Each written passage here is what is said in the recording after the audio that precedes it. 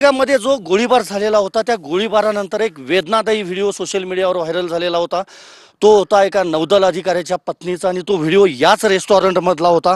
26 वर्षीय नौदलातले अधिकारी लेफ्टनंट विजय नरवाल यांची ज्यावेळा गोळ्या झाडून हत्या केली होती त्यानंतर त्यांच्या पत्नीनं मदतीसाठी याच रेस्टॉरंटमध्ये येऊन मदत मागितली होती। टाहो फोडलेला होता आणि तो व्हिडिओ आपल्याला माहिती आहे सोशल मीडियावर मोठ्या प्रमाणामध्ये व्हायरल झालेला होता आणि त्या व्हिडिओमध्ये ही कचरापेटी देखील आपल्याला दिसते। याच भागामध्ये तिनं खरं तर जो टाहो आहे तो फोडलेला होता।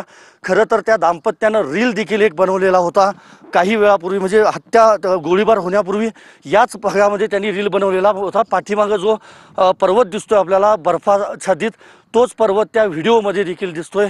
त्यामुळे ह्या ज्या आठवणी आहेत त्या आजही या जागेवर आहेत आणि महत्त्वाचं हेच आहे की कर्नल नारवाल यांना खरं तर भावपूर्ण श्रद्धांजली।